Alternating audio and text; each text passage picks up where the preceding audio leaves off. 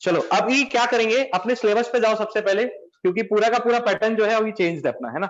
और इस बार के पेपर को अपन को थोड़ा सा अलग वे में लेना पड़ेगा। प्रीवियस इसके पेपर्स पर अपन सिर्फ वैरायटीज की बात करेंगे, वैरायटीज के अलावा बेटा और किसी चीज की बात नहीं करेंगे ना। First section what we have started in the previous session, है ना, कि जो हमने पहले कर लिया वो मैंने आपको बता दिया कि मैं कैसे मर्ज करने जा रहा हूं आपका। उसमें किसी को कोई आपत्ति तो नहीं है? आपत्ति है तो बोल दो, फिर उसका भी समाधान करेंगे। समय की तुम टेंशन मत लेना, समय की टेंशन हमारे ऊपर है कि सर इतना कम टाइम रहेगा तो पूरा करेंगे कि नहीं करेंगे, वो हमारे ऊपर है।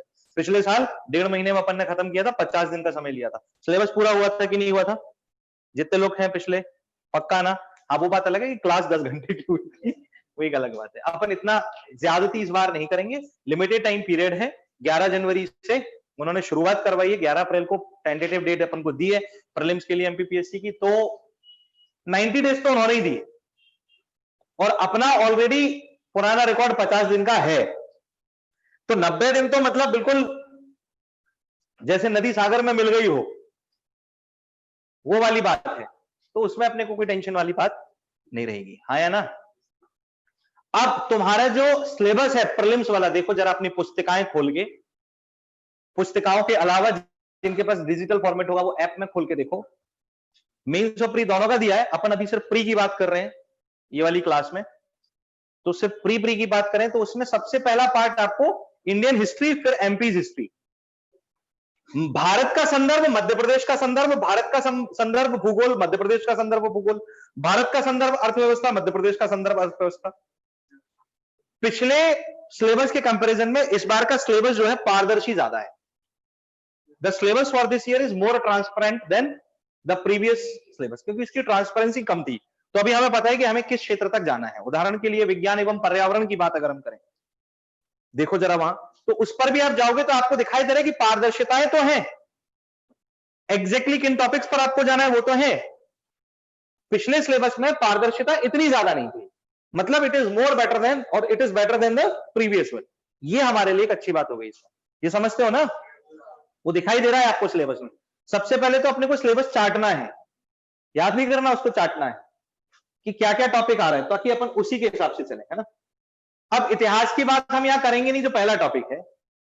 और मध्य प्रदेश के लिए पहले भारत का इतिहास, फिर मध्य प्रदेश का इतिहास, फिर भारत का भूगोल, फिर मध्य प्रदेश का भूगोल।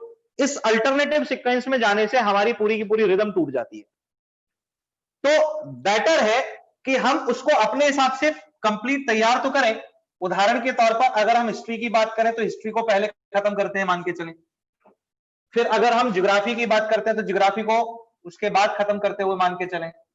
फिर अगर हम इकोनॉमिक्स की बात करते हैं तो इकोनॉमिक्स को उसके बाद, टॉपिक बिल्कुल वैसे ही चलेंगे जैसे आपके सिलेबस में दिए हुए।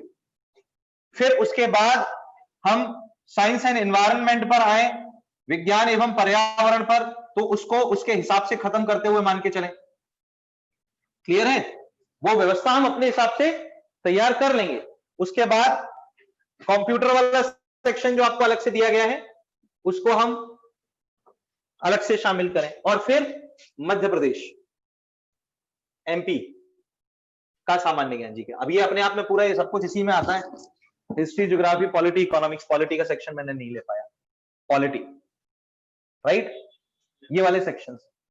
मैं क्या करने जा रहा हूं, मैं कह रहा हूं कि इसकी व्यवस्था हम अपने हिसाब से जमाएंगे, लेकिन सिलेबस से बाहर नहीं जाएंगे। उदाहरण के तौर पर अगर हम ज्योग्राफी पर जा रहे हैं तो ज्योग्राफी में जो आपका सबसे पहला टॉपिक दिया हुआ है वो है भौतिक भूगोल, जिसमें भौतिक भूगोल, उसकी विशेषताएं, भौतिक प्रदेश का अध्ययन आदि चीजें आपको सिलेबस में दिया होगा।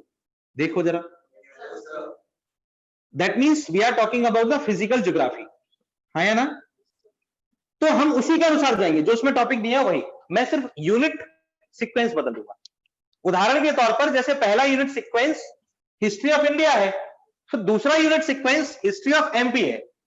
दिखाई दे रहा है सिलेबस में? देखो जरा, पहला यूनिट सीक्वेंस आपका हिस्ट्री ऑफ इंडिया है और दूसरा unit sequence history of MP है।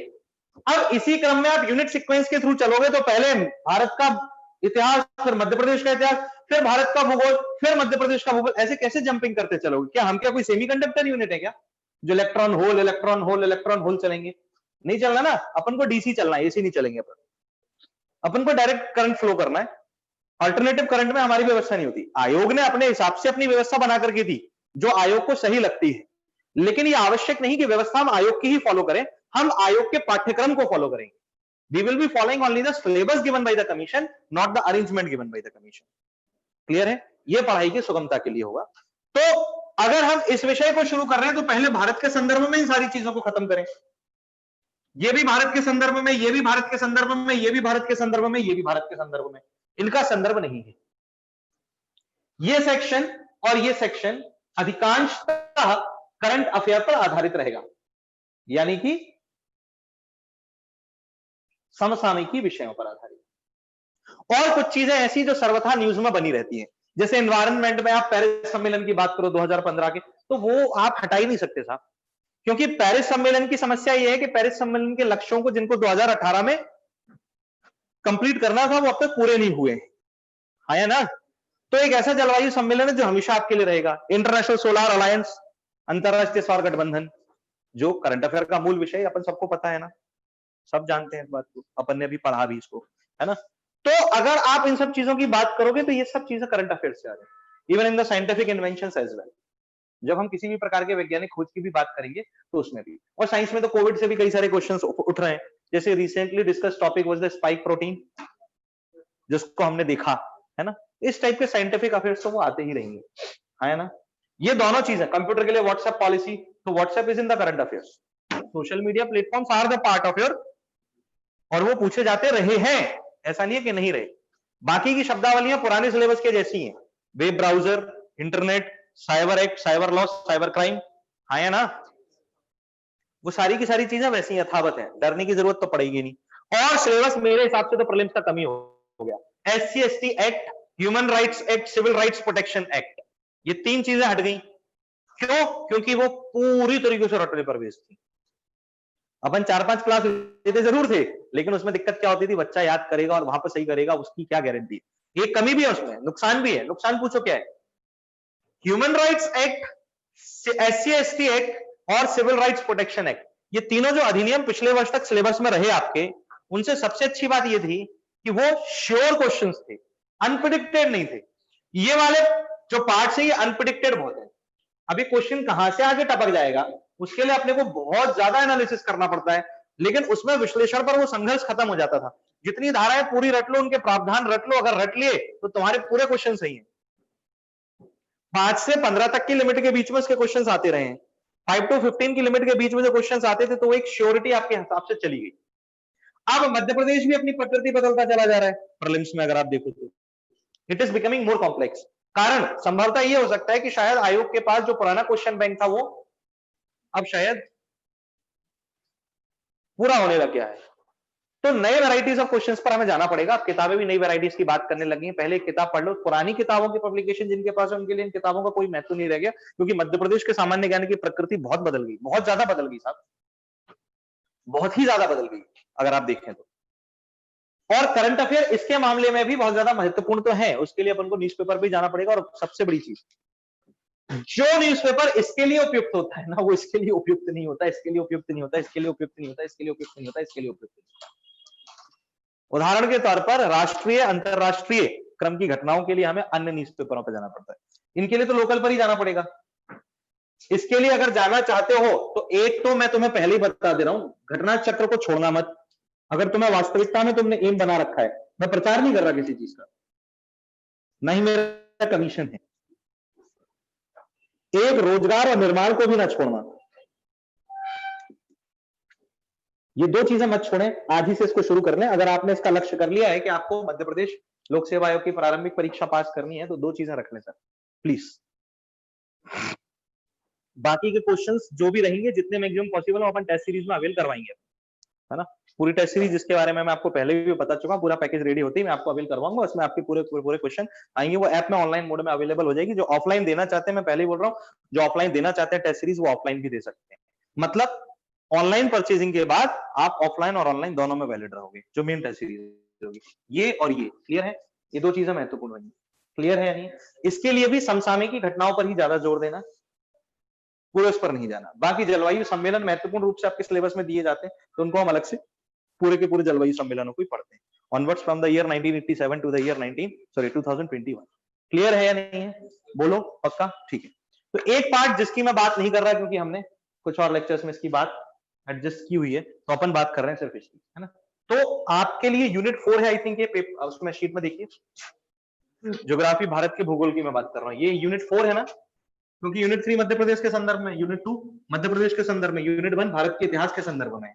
दिखाई दे रही है? हाँ, unit 1 sorry 2, unit 1 and 3 MP के रिलेशन में, यूनिट 2 भारत के इतिहास के संदर्भ में, और फिर यूनिट 4 भूगोल किसके संदर्भ में आ जाएगा? भारत के, और उसके बाद फिर मध्य प्रदेश के संदर्भ। क्लियर है? इस तरीके से वो क्या है, अल्टरनेटिवली यूनिट अरेंज की उन्होंने सिलेबस। अपन अल्टरनेटिवली नहीं जा सकते, क्योंकि अपनी फिर जंपिंग क्लास में अपनी एक सिंसियरिटी नहीं बना पाएगी, कंसिस्टेंसी नहीं बना पाएगी, है ना, कंसिस्टेंसी जरूरी है। तो इस बात को ध्यान रखना बेटा, पढ़ाई में अभी तुम्हें अगर प्रीलिम्स निकालना है, मोर देन सफिशिएंट है, अगर आपके पास 90 डेज भी नहीं बचे, मैं बोल रहा हूं मैक्सिमम टू मैक्सिमम 60 डेज भी अगर आप ढंग से प्रिपेयर कर लेते हो। इवन मैं उन बच्चों की भी बात करने को तैयार हूं जिन्होंने अभी तक तैयारी शुरू नहीं की और कभी पढ़ा भी नहीं सब चीजों को। 60 दिन में चाहे तो वो प्रीलिम्स की परीक्षा पास कर सकते हैं, कोई बड़ी चीज नहीं है। मेंस होता तो फिर भी सोचना पड़ता इतने समय के लिए, लेकिन अगर वो चाहे तो 60 दिन में प्रीलिम्स की परीक्षा पास कर सकते हैं। मोर देन सफिशिएंट होते हैं 60 डेज में, गारंटी दे रहा हूं आपको, इस बात की मैं गारंटी दे सकता हूं आपको, क्योंकि ये फैक्चुअल बेस्ड है। हालांकि संभावित समाचारों के अनुसार ये बात जरूर की जा रही है, जो एक्सपर्ट विशेषज्ञ भी करेंगे, कि लोक सेवा आयोग ने जिस तरीके से अपना पाठ्यक्रम बदला है, उस तरीके से अपने क्वेश्चनों का यानी कि प्रश्नों का क्रम भी बदलेगा, और वो थोड़ी सी जटिलताएं और लाएगा। हमें उनके लिए रेडी रहना चाहिए। कहने का मतलब है, क्यों फिर से दूसरे कोविड का इंतजार करें, वैक्सीन लगा के चलो, पता नहीं कौन सा वायरस कब फिर से आ जाए, है ना।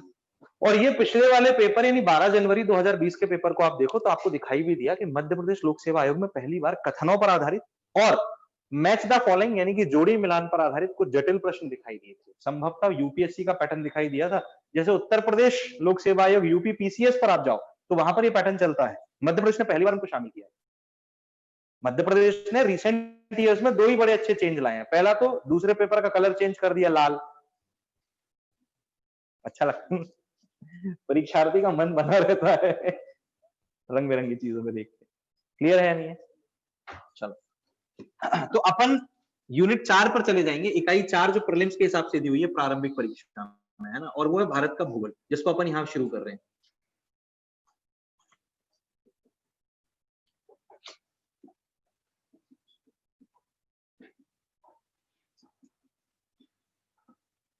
ये भारत के संदर्भ में ही है, ज्योग्राफी ऑफ इंडिया। पहला टॉपिक आपके लिए भौतिक भूगोल बताया गया है, फिजिकल ज्योग्राफी। वैसे ज्योग्राफी की कई सारी शाखाएं हैं, आपको पता है, there are so many branches of the geography. भूगोल की कई सारी शाखाएं हैं, जिसमें वैसे सबसे पहली जो शाखा आती है ना भूगोल की, उसे हम गणितीय भूगोल कहते हैं, मैथमेटिकल ज्योग्राफी।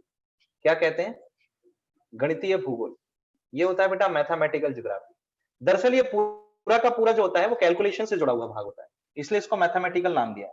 टॉलमी इसके जनक कहे जाते थे, क्लॉडियस टॉलमी, जिनका नाम सुना है आपने, प्रसिद्ध ईसा पूर्व के भूगोलवेत्ता रहे हैं वो। भूगोलवेत्ता समझते हो, ज्योग्राफी के एक्सपर्ट रहे हैं वो। टॉलमी, टॉलमी का जो कंट्रीब्यूशन ज्योग्राफी जैसे सब्जेक्ट में है, वो शायद ही किसी और का आपको कंट्रीब्यूशन मिलेगा जो टॉलमी का कंट्रीब्यूशन आपको मिलता है ना।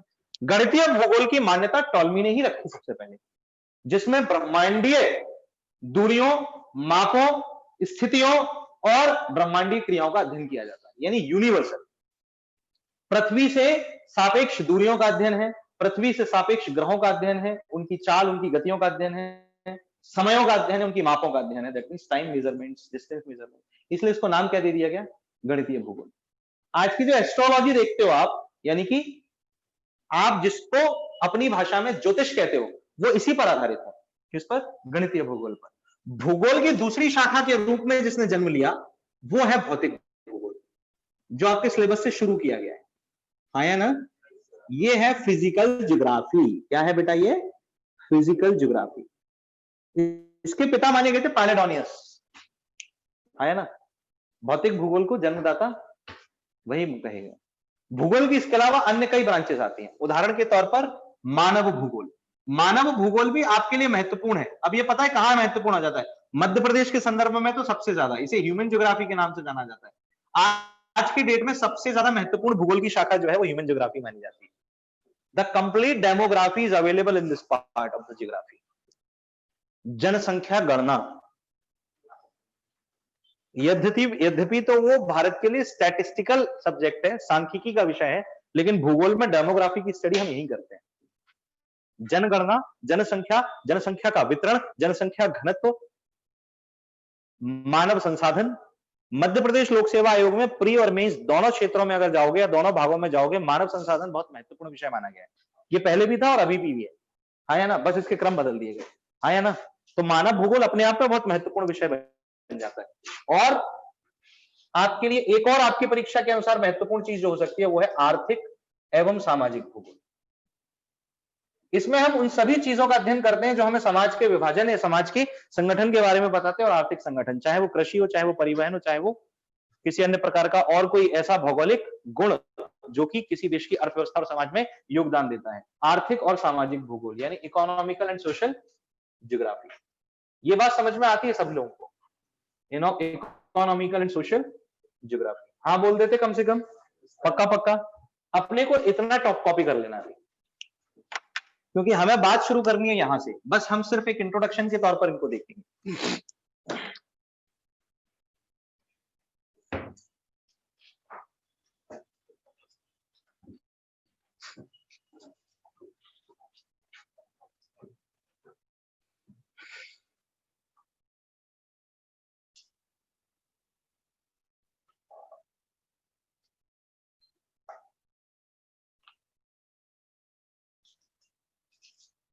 वो स्केल से नाप भी लेते ना, इतने सेंटीमीटर पे इतनी एक एरो जाना है, और परफेक्शन। पहले आई कार्ड रहते थे ना, स्केल नहीं रहती, आई कार्ड रख के खींच देते थे लाइन, या कॉपी पे कॉपी रख के खींच देते थे लाइन। हाँ हाँ, पेज मोड़ के तो वो तो है ही है खैर सिद्धांत, पर क्या है जब अपने पास संसाधन उपस्थित नहीं होते तब दूसरे संसाधनों को एक दूसरे काम के लिए प्रयोग कर लेना, इसी को बुद्धिमत कहते हैं, है ना। और ये पूरी दुनिया में सिर्फ होमो सेपियन ही करके दिखा सकता है, और कोई नहीं कर सकता, है ना। जैसे पेन से लाइन खींच देना, दो पेन का इस्तेमाल करके। आदमी के दिमाग में हर टाइम कुछ ना कुछ चलता ही रहता है, तो वो देखता है कि इस चीज का और दूसरे तरीके से इस्तेमाल कैसे किया जा सकता है। वो तो आदमी का बस नहीं चलता, नहीं तो एसी में से हीट भी निकाले वो, सर्दियों में काम आए। हीटर भी वही और वही, हाँ इस बात पे भी प्रयोग तो चल ही रहे हैं, ऐसा कुछ भी प्रावधान किया जाए, लेकिन वो किया नहीं जा सकता, वरना वो CO2 से ही मर जाएगा। भाई हीट में CO2 तो होगा ना, ऐसी गर्म हवा तो बन नहीं सकती जिसमें CO2 की प्रेजेंस ना हो। क्यों? क्योंकि गर्म हवा बनेगी तो आफ्टर समथिंग बर्निंग, और बर्निंग की प्रोसेस ही क्या होती है? The addition of carbon with the oxygen, है कि नहीं है? चलिए, अगर भूगोल की शुरुआती बात करें हम लोग, सिर्फ प्रीलिम्स के अकॉर्डिंग बता रहा हूं, तो हम सिर्फ उन फैक्ट्स की बात करेंगे जो फैक्ट्स पूछे जा सकने योग्य होते हैं, राइट। अगर भूगोल की प्रारंभिक बात करेंगे हम लोग, तो भूगोल जो विषय है उसकी एक परिभाषा यानी कि ज्योग्राफी की एक डेफिनेशन क्या रखी जा सकती है? किसकी? ज्योग्राफी की एक डेफिनेशन क्या रखी जा सकती है? वो डेफिनेशन क्या हो सकती है? The definition is very simple, that means the study of the earth and the universe and the universal effects on earth. ब्रह्मांड एवं पृथ्वी का अध्ययन और ब्रह्मांडीय प्रभावों का या ब्रह्मांडीय क्रियाओं का पृथ्वी पर पड़ने वाला प्रभाव, कुल मिलाकर के when we are actually studying all our surroundings, जब हम अपने सराउंडिंग्स की बात करते हैं तो हम भूगोल की बात करते हैं। When we are studying our surroundings, है ना, हमारी सराउंडिंग्स क्या है? हमारी सराउंडिंग्स ये रूम है, हमारी सराउंडिंग्स क्या है? ये पूरा का पूरा मोहल्ला है, हमारी सराउंडिंग्स क्या है? ये पूरा का पूरा शहर है, हमारी सराउंडिंग्स क्या है? ये पूरा का पूरा राज्य है, देश है, दुनिया है, पृथ्वी है, सौर मंडल है। कहीं ना कहीं सापेक्ष सराउंडिंग्स है ना भाई। आपको अपने सराउंडिंग्स में वॉल्स नजर आती है इस रूम की, इससे बाहर निकलोगे तो इसके सापेक्ष पूरा का पूरा एक शहर नजर आता है, शहर से बाहर निकलोगे तो शहर के सापेक्ष इस सिटी के रिस्पेक्टिव एक पूरा का पूरा स्टेट या कंट्री है, उस कंट्री भारत के लिए सापेक्ष में पूरी की पूरी दुनिया विश्व है, उस दुनिया के सापेक्ष में पूरा सोलर सिस्टम है, सोलर सिस्टम के सापेक्ष में गैलेक्सीज हैं, गैलेक्सीज के सापेक्ष में पूरा का पूरा यूनिवर्स है। भूगोल क्या है? इन्हीं सब चीजों का तो अध्ययन है ना, कि हम बहुत छोटी इकाई से लेकर के बड़ी इकाई तक सापेक्ष अध्ययन करते हुए जा रहे हैं, एक के ऊपर एक सापेक्ष अध्ययन करते हुए हम जा रहे हैं, है ना। इंट्रोडक्टरी तौर पर हम उसको लिख सकते हैं। भूगोल की परिभाषा क्या कहती है? लिखना,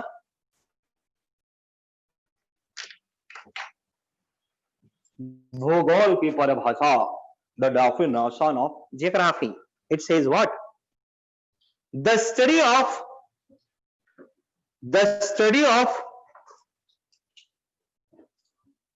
अर्थ एंड यूनिवर्स, पृथ्वी व ब्रह्मांड का अध्ययन, the study of earth and universe, पृथ्वी व ब्रह्मांड का अध्ययन एवं उनके मध्य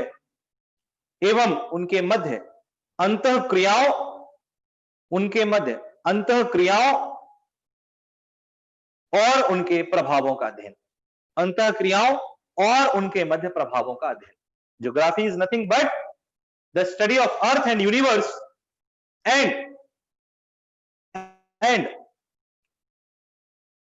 the interaction between both of them, interaction between both of them and its effect, interaction between both of them and its effect। Clear है?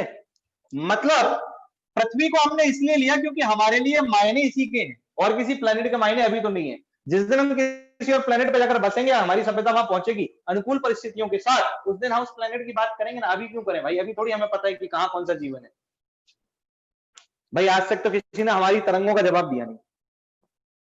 जो वेव्स हमने ट्रांसमिट की यूनिवर्स में कम्युनिकेशन के लिए, आज तक तो उसका किसी ने जवाब नहीं दिया।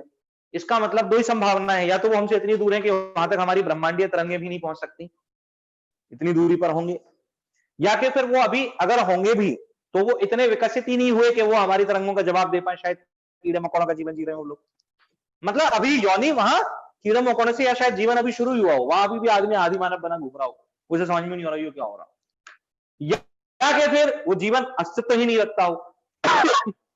इट मे बी पॉसिबल कि वो हमसे इतने ज्यादा डेवलप हो। मैंने बताया ना, अपन मंदिर का घंटे ही बजा रहे हैं, अभी वो ग्रह से ग्रह पकड़ के बजा रहे होंगे, हे भगवान हमारी इच्छा पूरी कर हमारी इच्छा पूरी।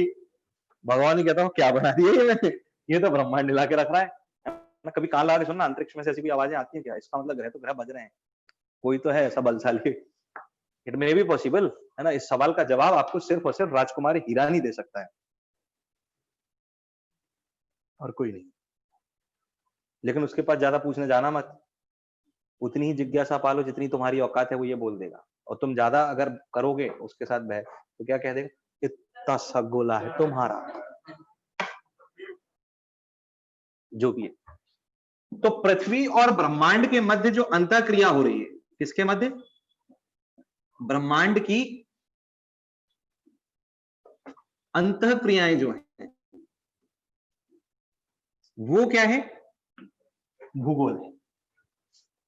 शब्द से स्पष्ट होता है, भू तो गोल है, इसीलिए भूगोल है। भू तो यानी कि इस गोल भूमि का अध्ययन जो हम कर रहे हैं, और ब्रह्मांड की अंतःक्रिया इसीलिए है क्योंकि ब्रह्मांडीय प्रभाव इस पर आ रहे हैं, जिसकी वजह से इसकी गति है, जिसकी वजह से इसकी चुंबकत्व है, जिसकी वजह से इसका अस्तित्व है। ब्रह्मांडीय प्रभावों के बिना क्या ये इतना अस्तित्व रख सकती है? Can it show the existence without the universal effects? इसीलिए परिभाषा में मैंने क्या लिखवाया? पृथ्वी और ब्रह्मांड की अंतःक्रिया। यानी कि जितना मायना पृथ्वी रखती है भूगोल में, उतना ही मायना क्या रखता है? यूनिवर्स भी रखता है ना।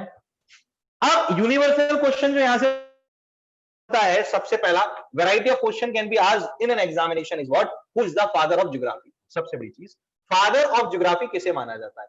वैसे तो मैंने आपको बताया कि सबसे महत्वपूर्ण विषय का अध्ययन करने वाले क्लॉडियस टॉलमी। इस तरीके के बहुत सारे लोगों का नाम मिलता है, पैलिडोनियस का नाम मिलता है, एराटोस्थेनीज का नाम मिलता है, हेक्साटियस का नाम मिलता है। जब भूगोल के पिता की बात आती है, भूगोल के पिता, संपूर्ण रूप से भूगोल की शुरुआत करने वाले व्यक्ति, तो उनका नाम जब हमारे सामने आता है वो हेक्साटियस ही। किसको माना गया है? हेक्साटियस। भूगोल का पिता किसे कहा जाता है? हेक्साटियस। लिख लीजिएगा, भूगोल विषय का जन्मदाता हेक्साटियस को माना गया है। The father of geography is Hecataeus. भूगोल विषय का जन्मदाता हेक्साटियस को माना जाता है। The father of geography is Hecataeus. भूगोल विषय का जन्मदाता हेक्साटियस को माना गया है। The father of geography is Hecataeus. Hecataeus, ऐसा माना जाता है कि हेक्साटियस ने सबसे पहले पुस्तक की रचना की थी जिसका नाम था जियोग्राफिका। क्या नाम था? जियोग्राफिका। जियोग्राफिका नामक शब्द से ही एक शब्द जन्मा जिसका नाम था ज्योग्राफी। तो इस विषय का नाम दरअसल यहीं से पड़ा है ना। इस विषय का नाम कहां से पड़ा है? ज्योग्राफिका शब्द से पड़ा है। और इसी वजह से हिकाटियस को इसका पिता कहा गया। जैसे इतिहास के लिए हेरोडोटस का नाम सामने आता है क्योंकि उन्होंने हिस्टोरिका लिखा, वो भी यूनानी थे, ग्रीक थे वो भी, और ये भी यूनानी है, ग्रीक है। ग्रीक्स ने सबसे ज्यादा स्टडी की है। इकोनॉमिक्स में जाओ, ग्रीक का नाम सामने आता है, अरिस्टोटल का नाम। आप भूगोल में आ जाओ, ग्रीक का नाम आता है। आप हिस्ट्री में चले जाओ, ग्रीक का नाम सामने आएगा। हाँ या ना? बस पॉलिटिक्स में चले जाओ तो पॉलिटिक्स में मैकियावेली का नाम आ जाता है, that father of the politics is the Machiavelli. वहां जरूर, लेकिन है तो वो भी यूरोपीय सभ्यता से आए हुए व्यक्ति। मैकियावेली का संबंध भी फ्रांस, इटली, जर्मनी जैसे देशों से ही रहा। हाँ या ना? आप बायोलॉजी में चले जाओ, फिर से अरस्तु आ जाते हैं, या थियोफ्रास्टस का नाम आता है, दोनों के दोनों यूनानी ही हैं। हाँ या ना? यानी यूनानी सभ्यता जो थी उसने सबसे ज्यादा विषयों का अध्ययन किया है, ये बात तो तय है। हालांकि पूरी की पूरी जानकारियां गई हमारे यहीं से हैं, लेकिन अध्ययन करके पेटेंट उन्होंने अपने नाम पर करवाया, जिसकी वजह से उनके नाम हमेशा हमारे सामने आ गए। क्लियर है या नहीं है? वरना कितना अच्छा लगता अगर आपको लिखा मिलता कि भूगोल का पिता दिनेश को माना जाता है, भूगोल का पिता रामकृष्ण को माना जाता है, भूगोल का पिता सुरेश को माना जाता है। कितना सिंपल होता है ना नाम याद करना। बोले who is the father of geography? Suresh, है ना? ऑप्शन भी आपके लिए एग्जाम में ऐसे आते, सुरेश, दिनेश, मुकेश, रमेश, अरे नहीं कमलेश, कमलेश नहीं बेटा, कमलेश, कमलेश नहीं बोलते उसको, कमलेश। क्लियर है? पक्का? लाइन चेंज करेंगे। तो पिता कौन होगा ज्योग्राफी के? ओके। अब भूगोल पर सबसे पहला अध्ययन हम किसका करते हैं बेटा? यूनिवर्स का, यानी कि ब्रह्मांड का, क्योंकि शुरुआत तो यहीं से होती है। सबसे बड़ी इकाई तो ब्रह्मांड ही है। हाँ या ना? अरे बोलो, पक्का? लिखो ब्रह्मांड, universe.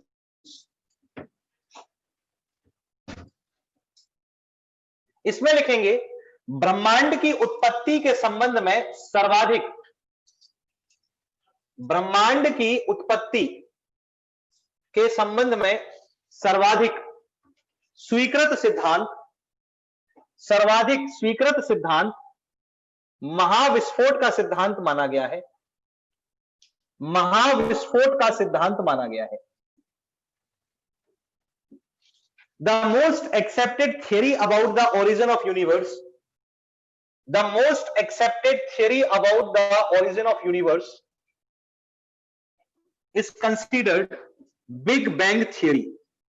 The most accepted theory of origin of universe is considered Big Bang theory. इस सिद्धांत का प्रतिपादन जॉर्ज लेमेटर ने किया था। किसने किया था? जॉर्ज लेमेटर। ये लिखा हुआ है, ये ता है, ता भी लिख सकते, वैसे लेमेट्जर मिलता है वैसे बेसिक। जॉर्ज लेमेटर दरअसल ये बेल्जियम में एक पादरी थे। बेल्जियम का नाम सुना है आपने? अभी हालिया तौर पर कुछ समय पहले, कुछ महीनों पूर्व यहाँ पर आतंकवादी हमला हुआ था ब्रसेल्स में। बेल्जियम की राजधानी है ब्रसेल्स, है ना? बेल्जियम देश की राजधानी क्या है? ब्रसेल्स। इस बात को ध्यान रखना। क्लियर है? बेल्जियम में ये एक पादरी थे। पादरी समझते हो ना यार? इन द सेम सेंस हमारे यहाँ पर ऋषि होते थे, वो उनका काम ही होता था सिर्फ रिसर्च करना। एक्चुअली में the English word research comes from the Hindi word rishi. समझ रहे हो? इंग्लिश वर्ड जो रिसर्च है वो कहां से आता है? हिंदी के शब्द ऋषि से ही आता है। ये जन्म ही दिया है बेटा। कुछ शब्दों का मूल हिंदी ही था, जैसे मदर, मात्र, फादर, पितृ से ही जन्मा, ये बात सही है। रिसर्च ऋषि से जन्मा है। ट्रिग्नोमेट्री ट्रिकॉनमिटी से जन्मा है। जियोमेट्री ज्यामिति से जन्मा है। ये शब्द मूल हमारे हैं, वहां कॉपी किए गए रोमन स्क्रिप्ट्स में। मूल स्क्रिप्ट हमारी है संस्कृत की, जो पांडुलिपि रही है, वो मूल स्क्रिप्ट थी देवनागरी। आया ना? When we are talking about the rishi, तो मैं यहाँ पर क्यों जोड़ रहा हूँ? जैसे हमारे यहाँ ऋषि होते थे, धार्मिक अधिकारी टाइप के लोग माने जाते थे, वो जो भगवा वेश पहन करके इधर से उधर घूमते रहते थे, पर एक्चुअली में दे वर रिसर्चिंग। तो वो यूनिवर्स के बारे में रिसर्च करते थे। हमारे यहाँ पर बहुत सारे ऐसे साधु संतों जैसे लोगों के नाम आते हैं जो बड़े बड़े रिसर्च करके, महर्षि च्यवन, महर्षि पतंजलि। हाँ या ना? नाम सुने हैं ना आपने इनके? तो इन लोगों ने रिसर्च ही की ना कहीं रिसर्च ही की है ना इन लोगों ने कहीं। इन द सेम वे वहां पादरी का मतलब ये क्लर्जी क्लास में आ रहा है, एक चर्च का पादरी, लेकिन उसका मूल काम है क्या? एस्ट्रोलॉजिकल रिसर्चेस करना। उन्होंने अपनी कुछ गणनाएं की और एक संभावना व्यक्त की। किसने? जॉर्ज लेमेटर ने।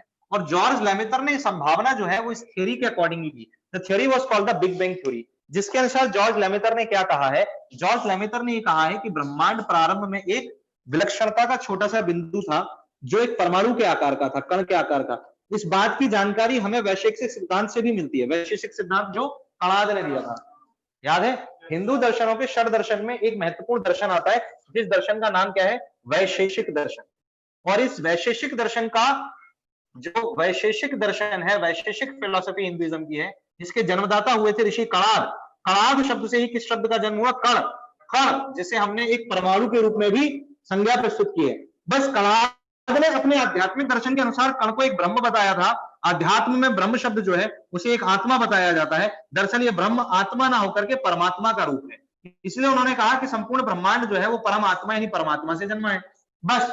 लेकिन ये साइंटिफिक लैंग्वेज में कहते हैं कि it was a point of singularity. ये जो एटम आपको दिखाई दे रहा है, ये जो परमाणु आपको दिखाई दे रहा है, it was equal to the point of singularity, यानी कि ये एक प्रकार से किसका, विलक्षणता का एक बिंदु था। ये जो परमाणु आपको यहां दिखाई दे रहा है, ये परमाणु एक प्रकार से क्या था, विलक्षणता का एक बिंदु था। हाउ रे हाउ, क्लियर है। कौन बोला, जॉर्ज लेमेटर बोले। और जॉर्ज लेमेटर कहते हैं कि बिल्कुल उसी रूप में था जिस रूप में एक परमाणु होता है, यानी कि इसके केंद्र में न्यूट्रॉन और प्रोटॉन और इसकी कक्षा में गति करते हुए इलेक्ट्रॉन उपस्थित थे, हाँ या ना, पक्का। लेकिन इस परमाणु में हुए एक महाविस्फोट के कारण इसका विस्तार होता चला गया, यानी कि यह फैलता चला गया और इलेक्ट्रॉन, प्रोटॉन्स और न्यूट्रॉन्स इसमें से बाहर निकलते चले गए, जिन्होंने फोटॉन्स का रूप धारण किया, या कि फिर लेप्टो क्वार्क ग्लूऑन्स नाम के कणों का रूप धारण किया था, हाँ या ना। एक और इंपॉर्टेंट चीज, इस महाविस्फोट के कुछ सेकंड्स में ही, और यह बहुत कम मात्रा मानी जाती है जो बहुत मिनिमम पैरामीटर पर रहती होगी, लगभग 10⁻⁸ सेकंड के ही कम समय में, यानी कि 0.000000001 सेकंड में ही इसने फ्रीज होना शुरू कर दिया। यानी कि ये जो लैप्टोकॉक्स थे, इन लैप्टोकॉक्स ने फ्रीज होना यानी जमना शुरू कर दिया, जिससे ब्रह्मांड की आकृति बनी। सिद्धांत का निष्कर्ष ये भी बोलता है हमसे कि ये जो सिद्धांत था, इस विस्फोट के बाद ब्रह्मांड निरंतर क्या हो रहा है, प्रसारित हो रहा है, यानी कि ब्रह्मांड जो है निरंतर अपनी जो दायरा है उसको बढ़ाते चला जा रहा है। ये उतने पे ही टिका हुआ नहीं है, उतने पे ही रुका हुआ नहीं है, हाँ या ना, लिखना। इस सिद्धांत के अनुसार ब्रह्मांड प्रारंभ में, अकॉर्डिंग टू दिस थ्योरी, इसको बाद में बनाएंगे, पहले लिखेंगे।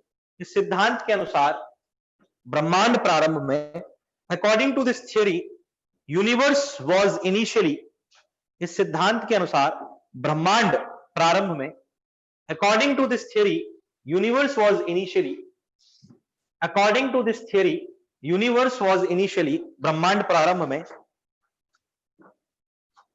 एक विलक्षणता का बिंदु या परमाणु था, was a point of singularity और एन एटम। एक विलक्षणता का बिंदु और परमाणु था, was a point of singularity और an atom. A point of singularity, point of singularity और एन एटम, एक विलक्षणता का बिंदु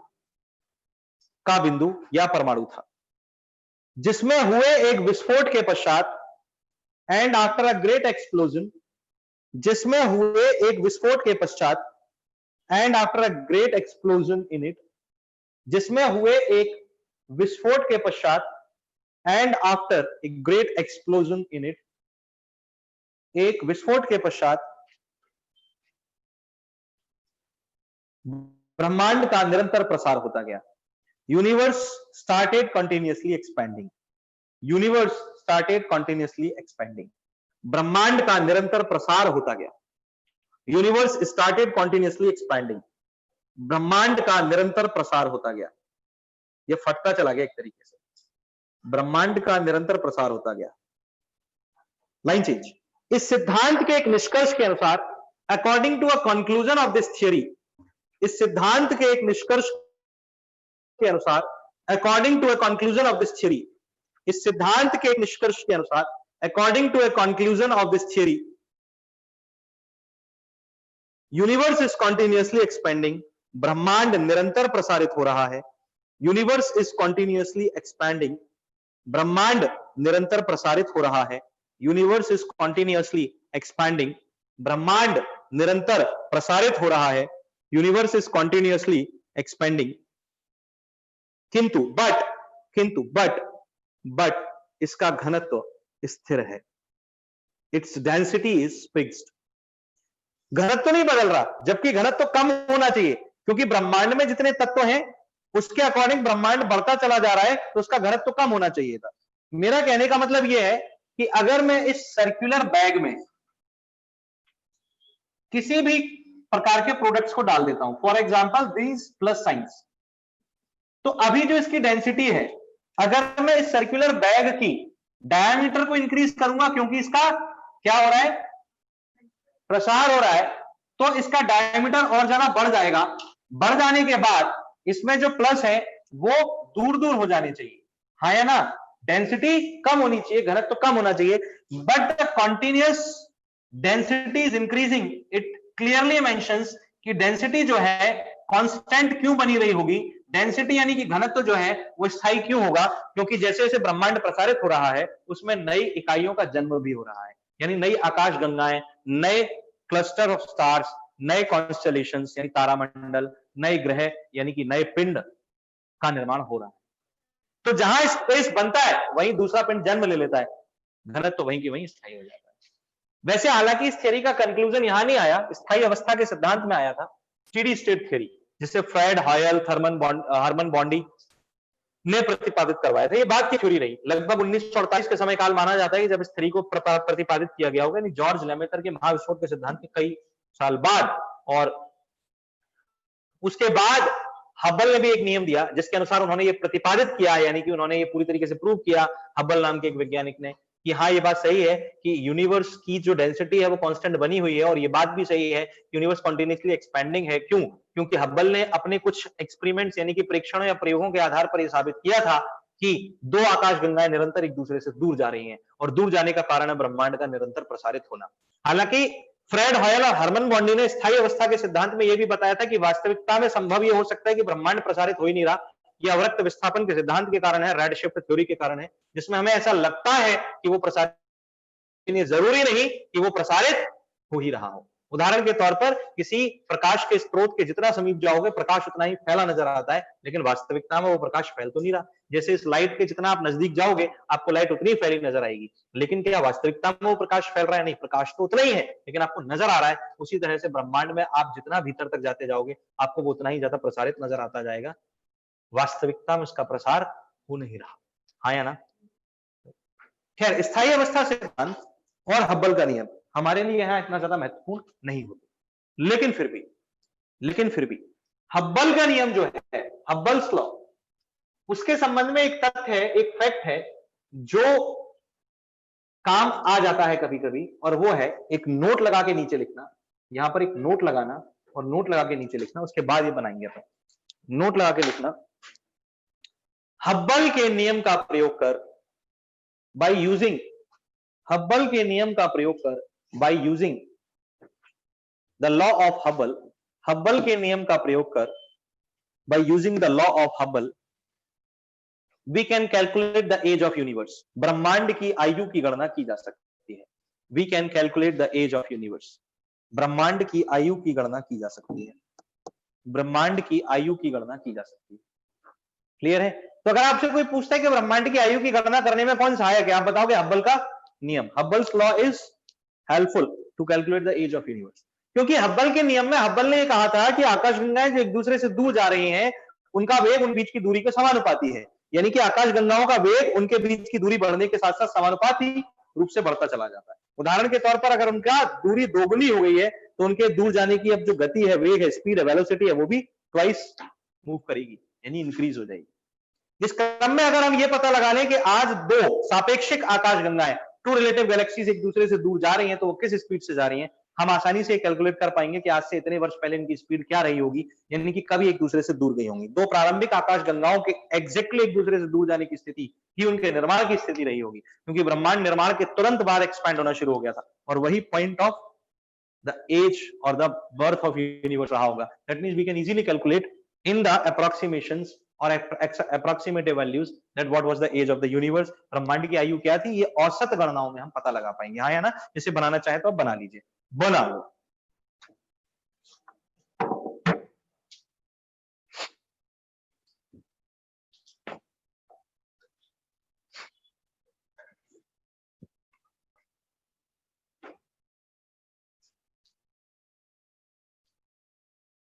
क्यों तुम लोगों में तो मास्क मोड की टेंशन आई होगी यार लगाने में,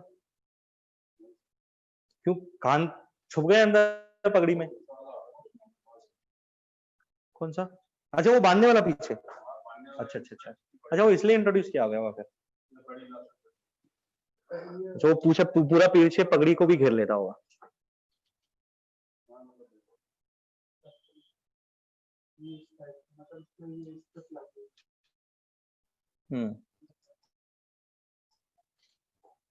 तो पीछे से बालों को संभालती रहती होगी। अच्छा नेक पे रहती, अच्छा कान दर्द नहीं होते? या मेरे तो कान मजबूत हो गए। क्यों मिश्रा जी तुम्हारे भी हो गए? कानों की बड़ी अच्छी एक्सरसाइज है ये, कान नाक, अब किसी भी स्थिति में सांस ली जा सकती है। जिसके फेफड़े कमजोर रहे होंगे उसके भी बढ़िया हो गए होंगे मजबूत, कोविड में, है ना। इतनी तो इम्यूनिटी बढ़ाई है आदमी ने, संतरा खा, संतरों की तो क्या बिक्री हुई है साहब कोविड में, पूरी गर्मी सबने संतरे का जूस पिया, हल्दी खूब बिकी, और चाय गजब पी गई। वो काढ़े ने तो आदमी की जान निकाल ली। आयुष मंत्रालय का काढ़ा ना, प्रॉपर गाइडलाइन नहीं दी उसकी, आदमी ने दिन में 4-4 5-5 बार काढ़ा पिया, बोले पीते जाओ कोरोना से बचे रहोगे।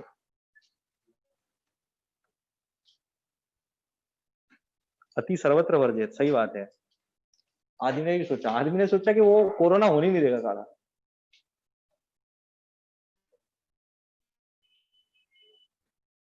कितने 20 लाख से ज्यादा लोग मर गए ना पूरी दुनिया में।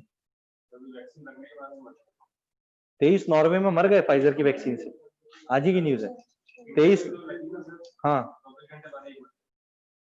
नहीं एक केस तो फिर भी ठीक है कि वो एक एक्सेप्शनल हो सकता है एक केस, ये मान लें। इट मे बी पॉसिबल उनकी कुछ और सीवियर डिजीजेस रही हो जिसकी वजह से ऐसा हो सकता है। नहीं बीमारी तो बेटा, फीवर तो आएगा, वैक्सीन लगेगी फीवर तो आएगा, ये तय है। विदाउट फीवर वैक्सीन तो काम ही नहीं करेगी ना। अगर फीवर आया इसका मतलब वो काम कर रही है, इफेक्टिव है वैक्सीन। तो थोड़ा सा हाथ पैरों में दर्द, जो कोविड के सिम्टम्स हैं हल्के से आपको लग सकते हैं, क्योंकि कोविड की वैक्सीन है तो एग्जैक्टली आपको क्या है, स्लो डोज ऑफ कोविड ही दिया जा रहा है एक्चुअली में आपको, ताकि आपका बॉडी उसको क्या कर ले, एडजस्ट कर जाए, मतलब उसको एक्सेप्ट कर ले, अडॉप्ट कर ले उसको। एक बार अडॉप्ट कर लेगा वो तो उसकी पहचान आइडेंटिफिकेशन हो जाएगा। मैंने बताया ना ताले की चाबी मिल जाएगी, वो ढूंढने के लिए दी जा रही है।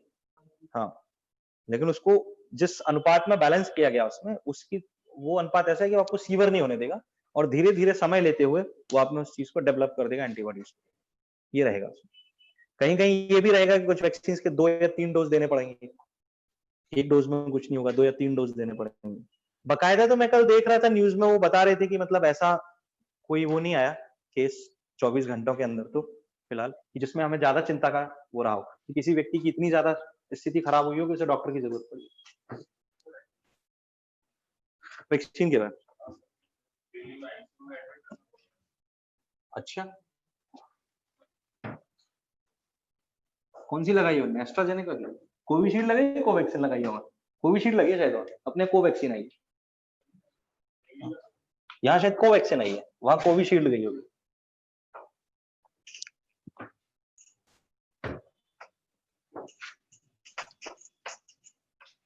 हेडिंग देना ब्रह्मांड की संरचना।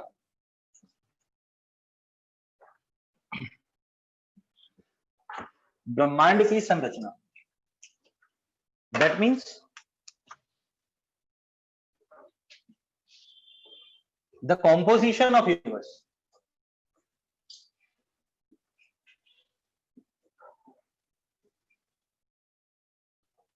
ब्रह्मांड की संरचना,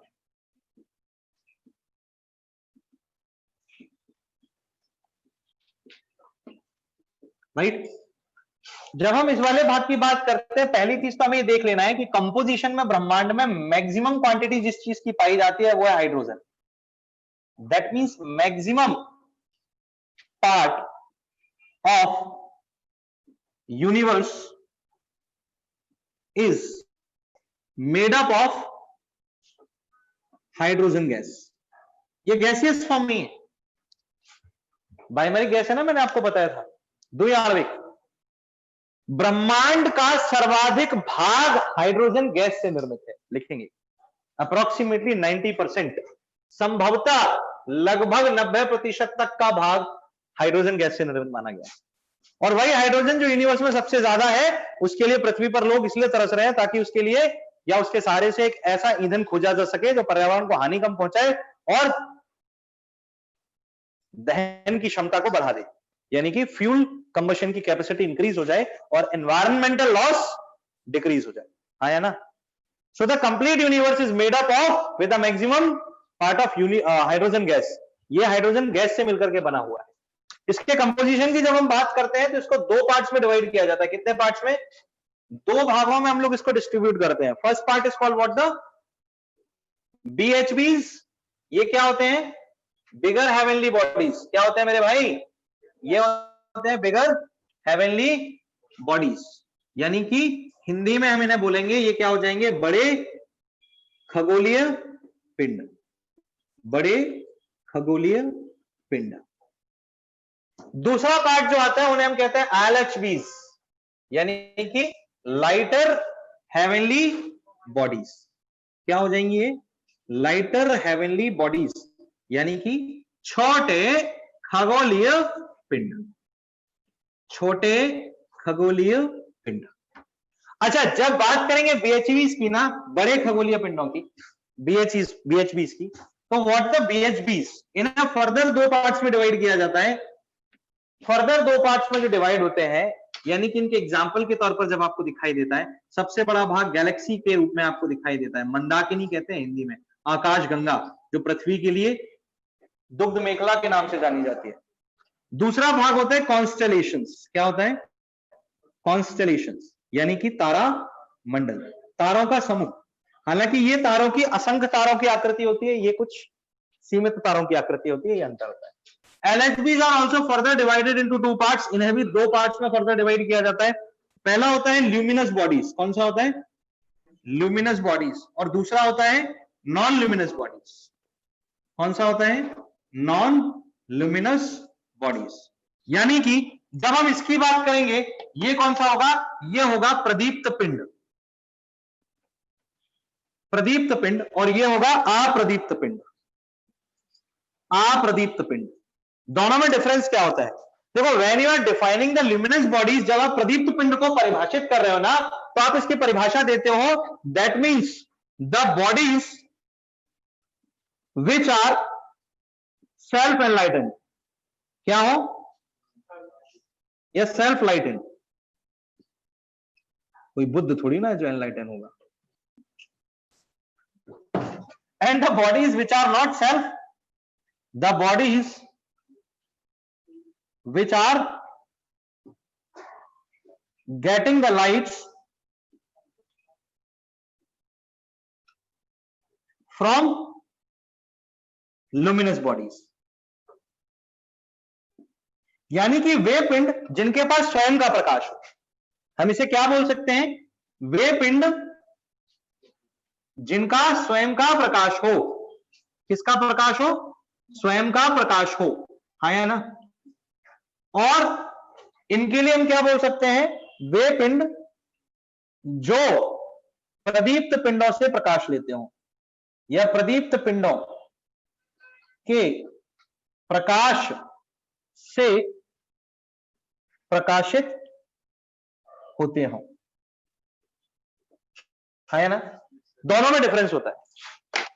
जब हम बात करते हैं ल्यूमिनस की और जब हम बात करते हैं नॉन ल्यूमिनस की, दोनों में डिफरेंस होता है। जैसे कि मैं अगर बात करूं इस लाइट की, बल्ब की या इस ट्यूबलाइट की, तो ये क्या है?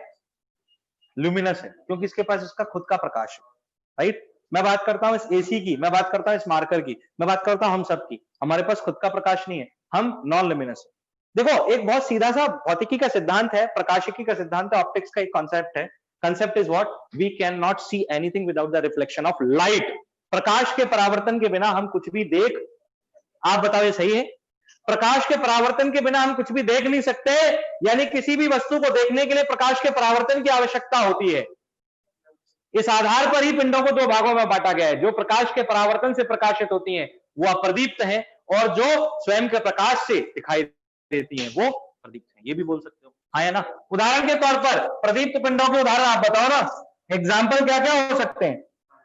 सूर्य है ना, सन खुद चमकता है, ऐसे ही चंद्रमा, मून, है ना, है ना, है ना, नहीं मून नहीं होता ना, मून तो सूर्य के प्रकाश के परावर्तन से चमकता है। Moon is lighted by the reflection of sunrays, प्रकाश सूर्य की तरंगों के परावर्तन से चंद्रमा प्रकाशित होता है। तो क्या हो सकता है? सूर्य व अन्य तारे यानी कि स्टार्स, हाँ या ना। और यहां पर प्लैनेट्स आ सकते हैं, ग्रह, अरे बोल दो भाई, आ सकते हैं ना। उपग्रह, चंद्रमा एक उपग्रह ही तो है, बोलो। सैटेलाइट्स आ सकते हैं, सभी प्रकार के प्राकृतिक और कृत्रिम। कृत्रिम उपग्रह वो होते हैं जो हम छोड़ते हैं पृथ्वी पर से, और प्राकृतिक उपग्रह वो होते हैं जो पृथ्वी के या किसी ग्रह के चारों ओर वैसे ही चक्कर लगाते रहते हैं। जैसे चंद्रमा पृथ्वी के लिए, फोबोस डीमोस चंद्रमा, सॉरी मंगल के लिए चंद्रमा कहलाते हैं, हाँ या ना। अरे बोलो भाई, जैसे गैनेमेड बृहस्पति के लिए, हाँ या ना, बोलो बोलो। जैसे टाइटन सैटर्न के लिए, जैसे ट्रायन नेपच्यून के लिए, हाँ या ना। वैसे किताबों में बहुत कंफ्यूजन होती है टाइटन और ट्रायन के लिए, बोले ट्रायन को भी टाइटन लिख देते हैं। ट्रायन अलग है, टाइटन अलग है, दो अलग अलग सैटेलाइट्स। मैं यूनिवर्स में आपको बताऊंगा, ये क्लियर है। एस्ट्रॉइड्स आ सकते हैं, एस्ट्रॉइड्स मतलब क्षुद्र ग्रह, इनके बारे में ब्रह्मांडीय व्यवस्था को देखते समय हम लोग देखेंगे। एस्ट्रॉइड्स के अलावा मीटरॉइड्स आ सकते हैं, क्या हो सकता है? धूमकेतु, हाँ या ना,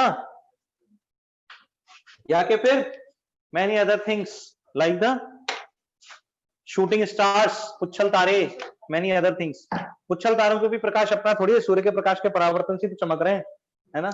इसको कॉपी करेंगे ना, कर लो बेटा कर लो। दोस्त इतनी कंजूसी अच्छी नहीं होती, पेज पलटा जा सकता है वहां।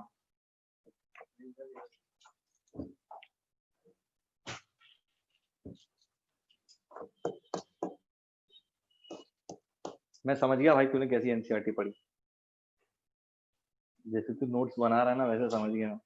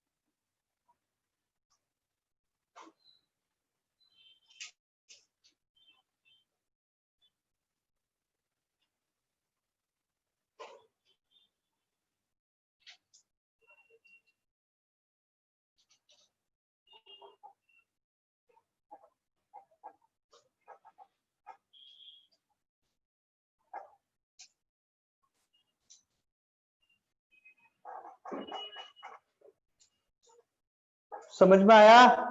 अरे बोलो।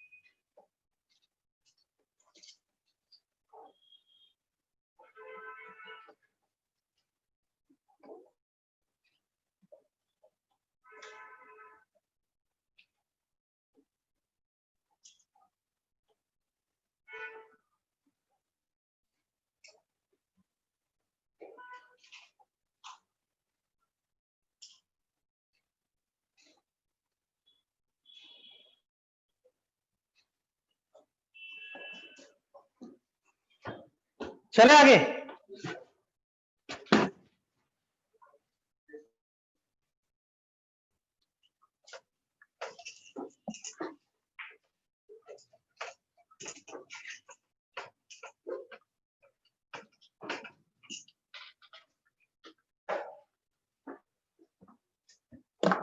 सबसे पहला पार्ट आता है BHBs का, किसका आता है? BHBs, यानी कि बिगर हेवनली बॉडीज, यानी कि बड़े खगोलीय पिंड, और इसमें सबसे पहला नंबर आता है गैलेक्सीज का। The first type is Mandakini.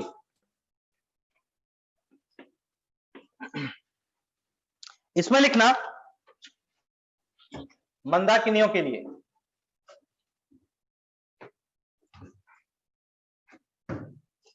It is अ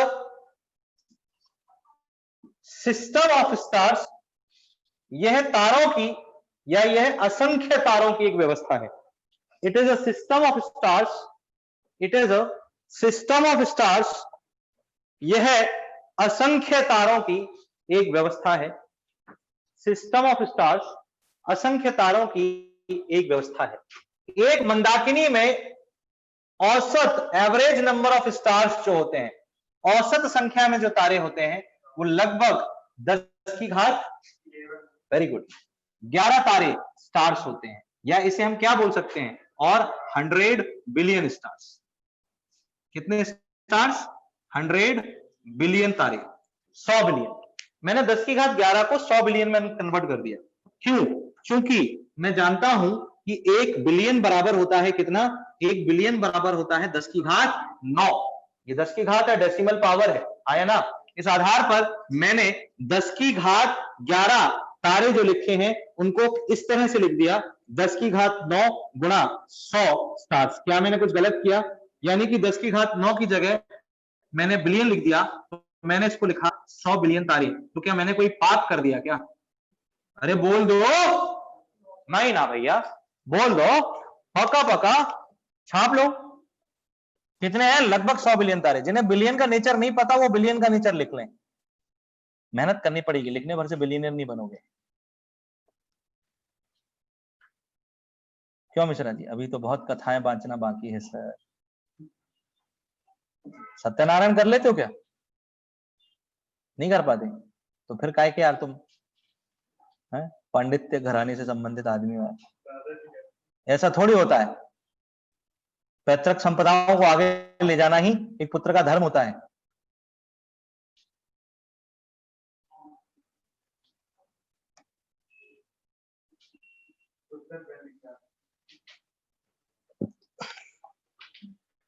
तो उत्तर वैदिक कालीन आदमी हो, उत्तर वैदिक कालीन आदमी ऐसा नहीं करेगा, ले लेके बैठ गया है।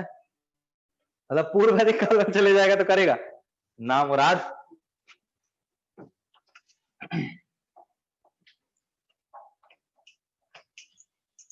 लाइन चेंज करके लिखना, our earth is also a part of a galaxy. हमारी पृथ्वी भी एक मंदाकिनी का भाग है। Our earth is also a part of galaxy. हमारी पृथ्वी भी मंदाकिनी का भाग है, एक मंदाकिनी का भाग है, जिसे दुग्ध मेखला या आकाश गंगा के नाम से जाना जाता है, which is known as Milky Way. दुग्ध मेखला, जिसे दुग्ध मेखला या आकाश गंगा किस नाम से जाना जाता है? आकाश गंगा। दरअसल ये आकाश में बहती हुई प्रकाश की एक नदी है, इसलिए इसको नाम आकाश गंगा दे दिया गया। इसका बेसिक मीनिंग क्या निकलता है? इसका बेसिक मीनिंग निकलता है आकाश में बहती हुई एक प्रकाश की नदी, और उस प्रकाश की नदी के कारण इसको नाम क्या दे दिया गया? आकाश गंगा नाम दे दिया गया। अरे हाँ बोल देते पक्का। तो दिस इज कॉल्ड व्हाट? आकाश गंगा और द मिल्की वे।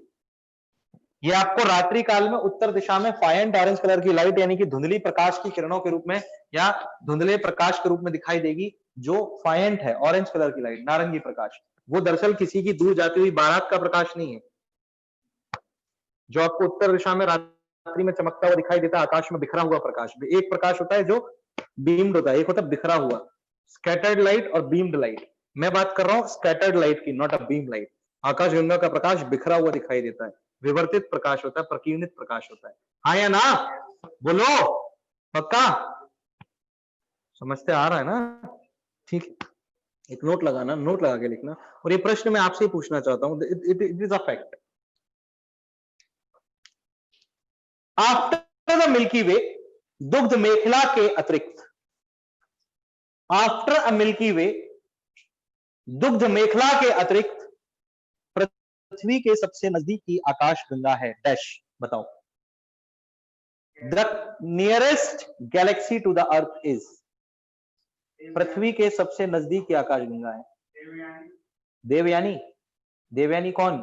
देवयानी मल्होत्रा, देवयानी सिन्हा? मुझे गैलेक्सी, ओके, मैं सोचा तुम्हारी भी जजमान रही हो। क्यों मिश्रा जी? मिल्की वे के बाद जो नियरेस्ट टू द अर्थ आती है, यानी कि पृथ्वी के सबसे समीप, नियरेस्ट टू द अर्थ आती है, उसको नाम दिया गया है एंड्रोमेडा। क्या नाम है? एंड्रोमेडा। इसी को हम देवयानी के नाम से जानते हैं। किस नाम से जानते हैं? देवयानी के नाम से।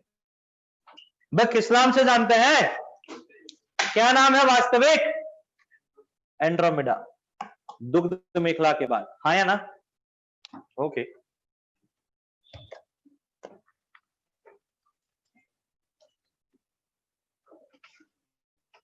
लाइन चेंज करेंगे, लाइन चेंज करके लिखेंगे। आकार के आधार पर on the basis of shape, आकार के आधार पर on the basis of shape, 3 प्रकार की आकाश गंगाएं हैं, 3 टाइप्स, और 3 प्रकार की मंदाकिनियां हैं। 3 टाइप्स ऑफ गैलेक्सीज आर, 3 प्रकार की मंदाकिनियां हैं, 3 types of galaxies are there. आकार के आधार पर 3 प्रकार की मंदाकिनियां हैं, 3 types of galaxies are there. पहली जो है उसे हम स्पाइरल कहते हैं। क्या कहते हैं? यानी कि सर्पिल आकाशगंगा। कौन सी आकाशगंगा है रे? दूसरे प्रकार की जो आकाशगंगा है उसे हम लोग बोलते हैं एलिप्टिकल। कौन सी आकाशगंगा है? दीर्घवृत्ताकार। इसका आकार कैसा होगा? दीर्घवृत्ताकार। और तीसरी होती है इर्रेगुलर शेप, यानी कि इसका कोई आकार नहीं है। ये कैसी है? अनियमित आकार की आकाशगंगा। कैसी आकाशगंगा है? अनियमित आकार है, कुछ भी हो सकता है। स्पाइरल जो है वो स्पाइरल शेप की होती है, जो अपने केंद्र के साथ अपनी एजेस को अलग करती है, कुछ इस तरीके की। अंतरिक्ष यानी कि ब्रह्मांड में पाई जाने वाली 80% आकाश गंगाएं बेटा सर्पिल आकार की ही हैं। इलिप्टिकल, इलिप्टिकल शेप में ही बिखरा हुआ प्रकाश जैसी दिखाई देती है, तारों की व्यवस्था होती है दीर्घवृत्ताकार। ब्रह्मांड में 17% आकाश गंगाएं इलिप्टिकल है, और महज 3% ही अनियमित आकार की हैं, जिनका कोई निश्चित आकार नहीं होता। जितना आप लिख सको या जितना आप जैसा बना सको वैसा हो सकता है। महत्वपूर्ण चीज नोट के फॉर्म में आती है, और वो नोट के फॉर्म में आने वाली चीज है कि पृथ्वी की आकाश गंगा जिसका नाम देवयानी है ना? है ना? नहीं है, दुग्ध मेखला। पृथ्वी की आकाश गंगा यानी कि मंदाकिनी, क्या नाम है? दुग्ध मेखला यानी Milky Way. Sorry, again sorry. 80% सर्पिल है। That means the galaxy of earth Milky Way is 80% spiral. सिर्फ 20% उसका शेप अलग है, यानी कि उसे आप एक सर्पिल आकाशगंगा बोल सकते हो, सर्पिल मंदाकिनी बोल सकते हो। 80% स्पाइरल होने के कारण it is a spiral Galaxy. Which Galaxy? The Milky Way is a spiral Galaxy. हाँ या ना? बोले बोले ओके।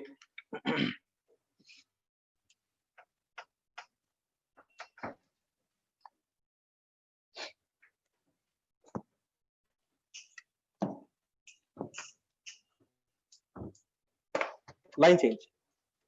हम बात करते हैं कॉन्स्टेलेशंस की, हम बात करते हैं तारामंडल की। किसकी बात कर रहे हैं? तारामंडल की। अच्छा, when we are talking about the constellations, जब हम तारामंडल की बात करते हैं ना, what is the meaning of this constellation? तारामंडल का मतलब क्या है? What is the meaning? देखो, मैंने आकाशगंगा में आपको बताया this was the cluster of the many of the stars. असंख्य तारों का एक समूह, एक निकाय, एक तंत्र, एक क्लस्टर हो सकता है। यहां लिमिटेड नंबर ऑफ स्टार्स होते हैं। इसे आप बेसिक डेफिनेशन में बोल सकते हो ग्रुप ऑफ स्टार्स। क्या बोल सकते हो? ग्रुप ऑफ स्टार्स, यानी कि तारों का एक समूह। दरअसल तारों की जो व्यवस्था होती है, जो ग्रुप के फॉर्म में दिखाई देती है, इस व्यवस्था को ही हम वास्तविकता में नक्षत्र व्यवस्था कहते हैं। क्या कहते हैं? नक्षत्र व्यवस्था। ये ज्योतिष में बड़ा उपयोगी शब्द है, नक्षत्र। हाँ या ना?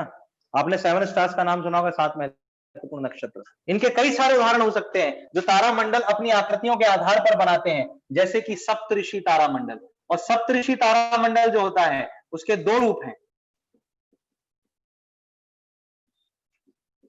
एक लघु सप्तऋषि और एक दीर्घ सप्तऋषि।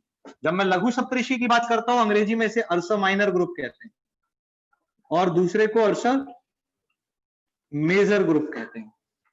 इसके अलावा ओरियन यानी कि मृग तारामंडल, हाइड्रा तारामंडल,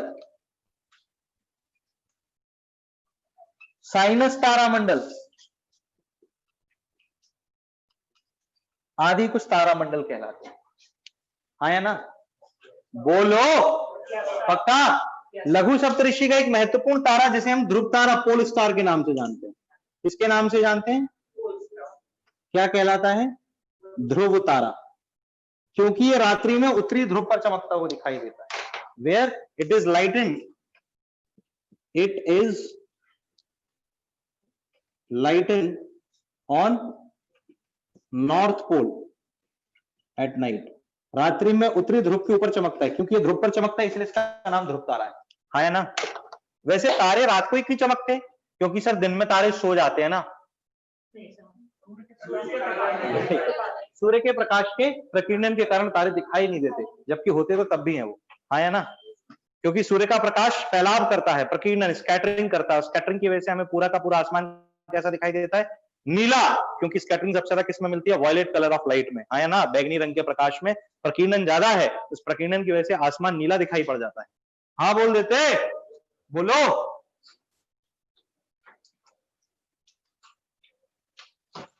ये समझ में आती है क्या बात? अरे ये समझ में आती है क्या बात? पक्का सभी को? कोई कंफ्यूजन है किसी को भी?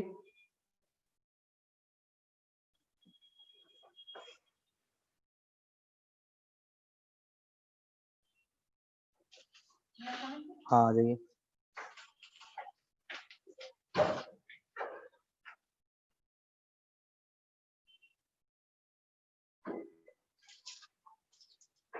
इस भाग में किसी को भी कोई कंफ्यूजन है?